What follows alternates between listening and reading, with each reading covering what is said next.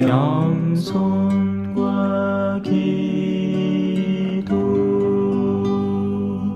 찬미 예수님. 요한의 심부름꾼들이 돌아가자 예수님께서 요한을 두고 군중에게 말씀하기 시작하셨다. 너희는 무엇을 구경하러 광야에 나갔더냐? 바람에 흔들리는 갈대냐? 아니라면 무엇을 보러 나갔더냐? 고운 옷을 입은 사람이냐? 화려한 옷을 입고 호화롭게 사는 자들은 왕궁에 있다. 아니라면 무엇을 보러 나갔더냐? 예언자냐? 그렇다. 내가 너에게 말한다. 예언자보다 더 중요한 인물이다. 그는 성경에 이렇게 기록되어 있는 사람이다. 보라, 너희 앞에 나의 사자를 보낸다. 그가 너희 앞에서 너의 길을 닦아 놓으리라. 내가 너에게 말한다. 여자에게서 태어난 이들 가운데 요한보다 더 큰 인물은 없다. 그러나 하느님의 나라에서는 가장 작은 이라도 그보다 더 크다.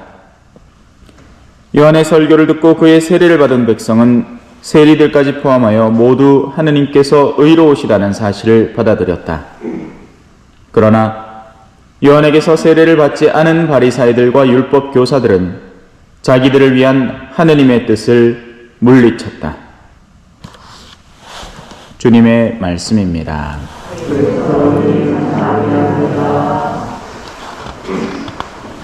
찬미 예수님. 춥지요? 얼어 죽겠습니다. 나오는데 차에 이 눈 쌓인 거 하고 막 언 거 하고 있어갖고 다시 방에 들어가고 이제 뜨신 물 좀 받아가 이래 뿌리고 온다고 늦었습니다. 자, 이제 대림 3주간 이제 목요일이고 1주, 2주 이렇게 정화, 그러니까 씻어내려는 이제 세탁물 왜 1차 애벌 빨래하고 뭐 헹굼, 그러니까 빨래를 하고 헹구고 뭐 그러잖아요. 그죠? 그것처럼 우리를 깨끗이 씻어내야 그 깨끗이 씻은 자리에 아기 예수님을 정성스럽게 모셔드릴 수 있듯이 이 대림의 시기들은 초기에는 이제 정화의 단계를 이렇게 강하게 내비칩니다. 그래서 이 연말, 그러니까 연중 시기의 마지막의 의미들과 연계해서 우리를 이렇게 계속 씻어내도록, 연중 시기의 마지막에는 이제 종말을 준비하면서 우리를 준비시키고, 대림 시기의 초기에는 우리를 이제 회개로 초대하고 우리 내면에 있는 어두움을 깨끗이 털어내도록 초대를 합니다.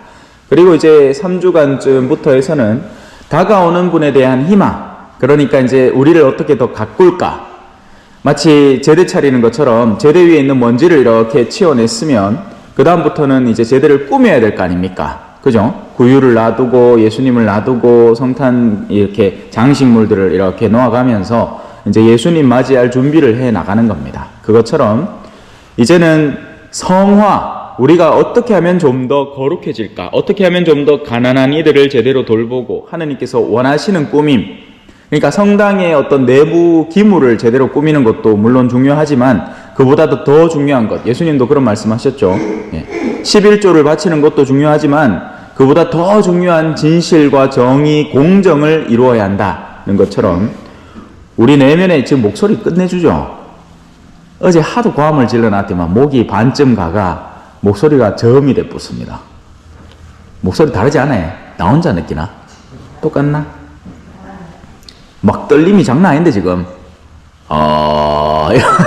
평소에 이 목소리 잘 안 나옵니다. 살짝 태어나기 때문에. 자,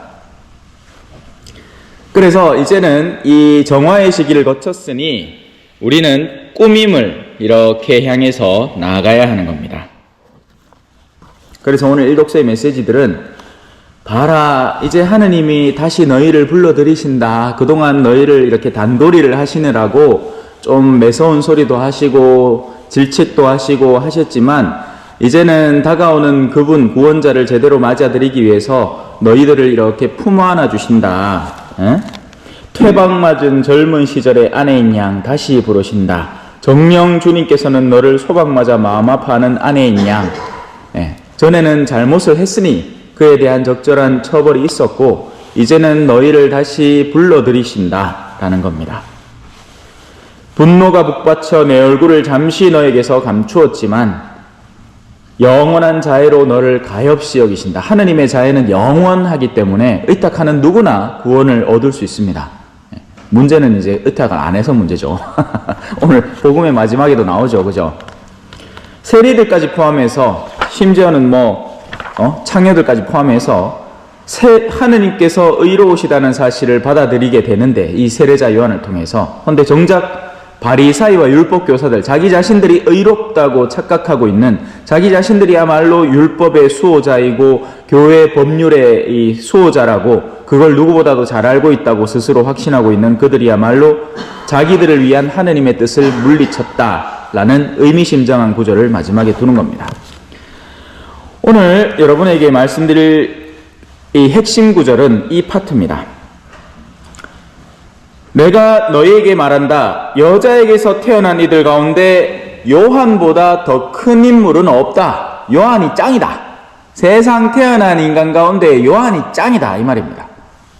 그러나 하느님의 나라에서는 가장 작은 이라도 그보다 크다라는 겁니다. 이 부분을 우리가 올바로 이해를 해야 하느님께서 마련하신 구원 계획에 대한 이해를 도모할 수가 있고, 그리고 하늘나라에 들어갈 준비를 제대로 갖출 수 있게 됩니다. 세례자 요한이 상징하는 것은 예언자입니다. 여기서 얘기하죠. 광야라는 영역은 이스라엘 백성이 이집트를 탈출해서 들어간 40년간의 정화의 시간을 거친 영역입니다. 오늘날 우리에게 있어서 광야는 지금의 교회 생활입니다. 여러분의 일상 생활입니다. 그 영역이 광야예요. 배부르게 먹을 것을 만나지 못하는, 뭔가 내 영혼을 충만하게 만족시켜줄 요소를 만나지 못하는 메마르고 고달픈 시기, 또 거기에다가 여러 가지 시련들, 광야에는 뜨거운 열이 있고 해충들이 있고 위험한 요소들이 많죠. 물도 없고. 그것처럼 우리도 이 일상을 살아가면서 어디 한번 마음 시원하게 웃어본 적 별로 없죠. 어릴 때 말고는. 그죠?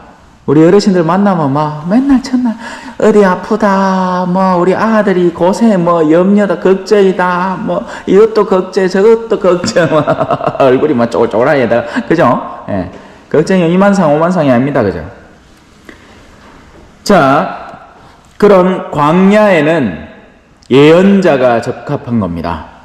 우리는 광야에 나가는 이유 자체가 광야에서 뭔가 화려한 체험을 하러 나가는 것이 아니란 말입니다.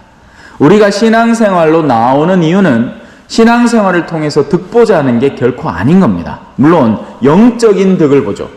예언자는 영적인 득을 주는 사람이니까. 하지만 현실적인 면에서는 득볼 일이 없습니다. 맨날 성당 나오면 돈 내라 하고, 그죠? 예. 짜더라 크게 많이 내지도 않지만 그래도 오마 내락하고 또 자꾸 돈 뜯어가는 거 없고, 그래도 오늘은 여러분 위해서 저 책 준비해 놨으니까 나가실 때 한 권씩 들고 가세요. 예. 자, 그렇습니다. 그것이 광야죠. 그리고 그 광야에 우리가 나아가는 이유, 우리가 신앙생활로 접어드는 이유는 예언자를 보러 가기 위함입니다. 그러면 그 예언자는 누군가? 예언자라는 것은 우리가 감을 잘 못 잡습니다. 이런 사람 떠올려 보면 돼요. 제일 느낌이 올만한 사람은 나는 자연인이다 보셨죠? TV에서. 아이고, 저 사람들 저런데 왜 사노? 이런 느낌, 그죠? 예. 저 전기도 없지, 딴 것도 없지. 그 사람들 막 시냇물 떠가지고, 그죠? 그 끓이 갖고 묵고, 막 불 지피고, 막 그렇게 하고 앉았습니다. 그죠? 예. 거기에서 좀 더 나가서 봉쇄 수녀원 수녀님들. 아이고, 저 같이 가고 왜 사노? 여러분 면회 한번 가보셨는지 모르겠어요. 저는 이제 서품 받을 때 사제들을 항상 제일 첫 번째 면회 대상으로, 우리가 이제 서품을 받자마자 제일 먼저 만나야 될 대상으로 이 봉쇄수년, 대구에는 가르멜 수도원이 있으니까 그 수도원에 가게 합니다. 그러면 이제 주르륵 서요. 우리 때는 또 신부들도 많았어요. 26명인가가 동시에 서품을 받아 놓는 게. 그리고 쭉 서갖고 이제 앞에 이 커튼이 싹 젖혀집니다. 철창이 있어요, 철창이. 예. 무슨 깜빵에 사람 면회하러 간 듯이.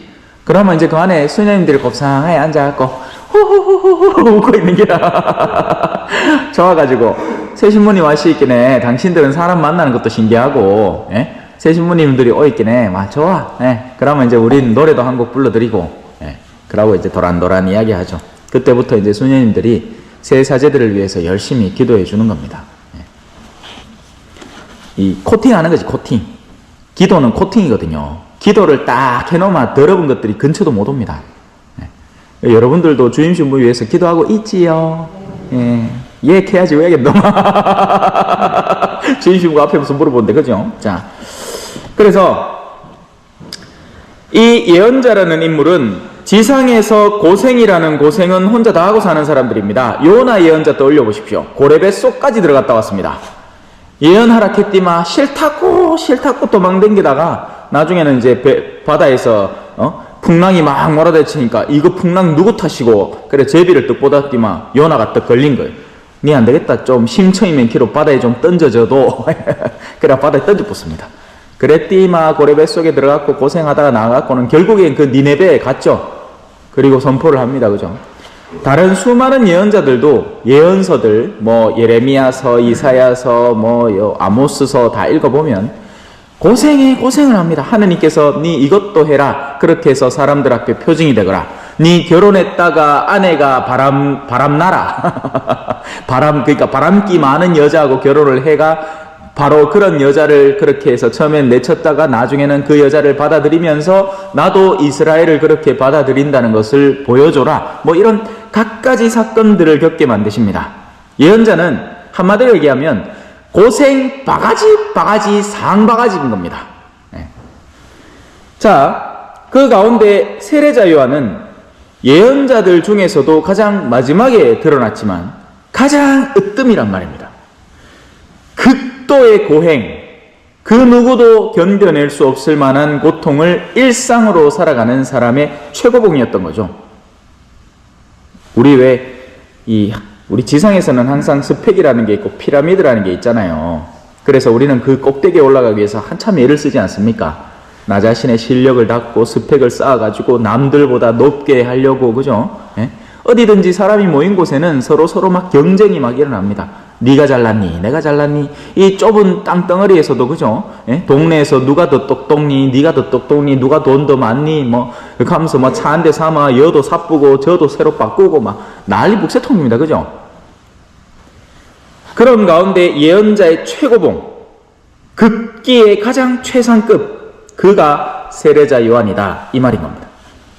여자들에게 태어난 이들 가운데 요한보다 더 큰 인물은 없다. 자, 이제 두 번째 문제가 남았죠. 하늘나라에 들어간 이들 가운데서는 가장 작은 이라도 그보다 높다.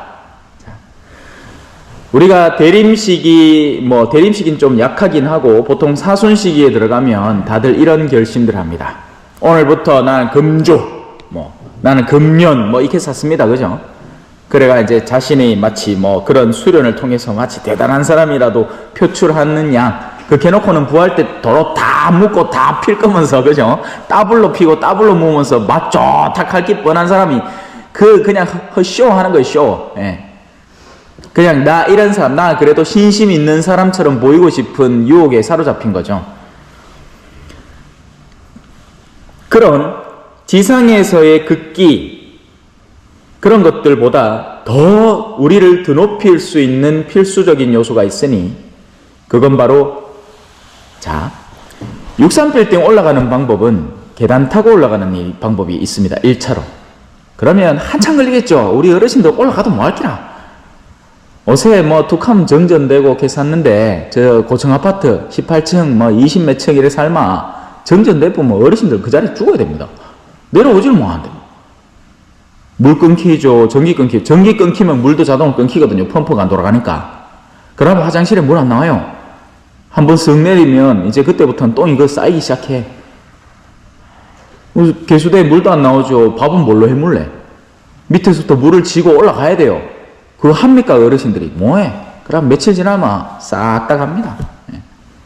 큰일 나요. 여기 사는 게 나아. 얘는 물을 안 끓일까요? 그죠? 다 지하수 쓰죠? 예. 상수도 물론 있지만 또 지하수도 있고 또 옆에 가면 얻을 수 있고 그렇잖아요. 자, 63빌딩을 오르는 방법은 그렇게 계단을 타고 오르는 사람이 있습니다. 누구든지 다리에 힘이 제대로 돼 있고 빠른 사람이라면 누구보다도 빨리 올라가서 1등 자리를 차지하겠죠. 하지만 멍청한 짓입니다. 왜요? 엘리베이터 있잖아. 아무리 어르신이라도 엘리베이터 버튼 한 번만 딱 누르면 가가 야 올라가는 동안에 하고 먼저 가쁩니다. 구원은 우리가 계단 밟아서 올라가는 구원이 아니라 예수 그리스도라는 분에 대한 전적인 의탁으로 엘리베이터 타고 올라가야 되는 곳입니다. 그러면 누구보다도 수월하게 올라가고 누구보다도 빠르고 더 높게 올라갈 수 있습니다. 인간 체력이 가진 가장 한계인 세례자 요한이 올랐던 63빌딩의 최상층보다도 엘리베이터 아니 헬리콥터를 아예 탑시다. 훅 올라가 버립니다. 그것이 하느님의 나라에서는 가장 작은이라도 그보다 더 크다는 이야기죠. 예수님의 가르침은 너희는 극기해라, 너희의 노력을 최상급으로 끌어내라, 무슨 서울대 입시 요강처럼 그러지 않습니다. 단지 두 가지 가르침뿐이에요. 온 마음을 다해서, 온 힘을 다해서, 온 영혼을 다해서 하느님을 먼저 사랑해라. 그리고 한 걸음 거기서 더 나아가면 내 이웃을 내 몸처럼 사랑해라. 자, 이 두 번째 내 이웃을 내 몸처럼 사랑하라는 말에서 수많은 그리스도인들이 쓰러집니다. 왜냐하면 사랑이라는 것을 그냥 무조건 좋게만 해주는 것으로 착각하기 때문이죠. 마약하고 있는 사람을 아이고 나 네 사랑할게 그거 좀만 더 해라 이러고 있으면 그게 사랑입니까? 그건 사랑이 아닙니다. 사랑은 때로는 엄한 얼굴을 가지기도 하고 사랑은 때로는 상대를 질책하기도 해야 됩니다. 그러다 보면 핍박받죠. 그래서 지상에서 사랑을 제대로 하는 사람은 항상 십자가와 함께 살아갑니다. 예로부터 거짓된 예언자들은 모든 사람에게 칭찬을 받아왔습니다. 하지만 진실한 예언자는 언제나 박해를 예비하고 있었죠. 오늘 복음 한호송입니다. 너희는 주님의 길을 마련하여라. 그분의 길을 곧게 내어라. 모든 사람이 하느님의 구원을 보리라. 아멘. 찬미 예수님, 겸손과 기도.